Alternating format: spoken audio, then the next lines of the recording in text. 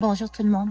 J'avais envie de vous parler aujourd'hui de la blessure de rejet.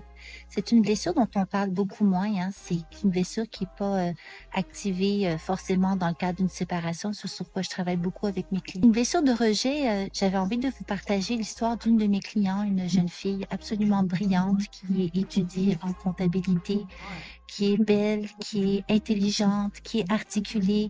Moi, quand je la vois, je vois une personne tellement parfaite.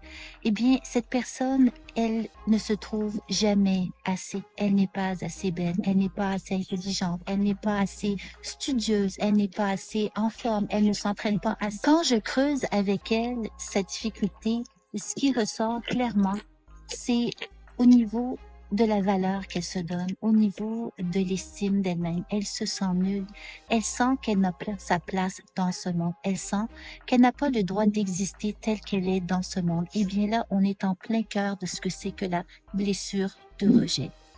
Et c'est comme si, quand on est dans cette blessure, c'est comme si on marche constamment avec un nuage au-dessus de notre tête. C'est comme si on n'est pas capable de voir qu'il y a le soleil qui brille au-dessus pour tout le monde. Vous savez, le droit d'être heureux tel que l'on est, le droit de se sentir bien, le droit de se sentir qu'on a sa place, qu'on a le droit d'exister, eh bien, c'est un droit de naissance.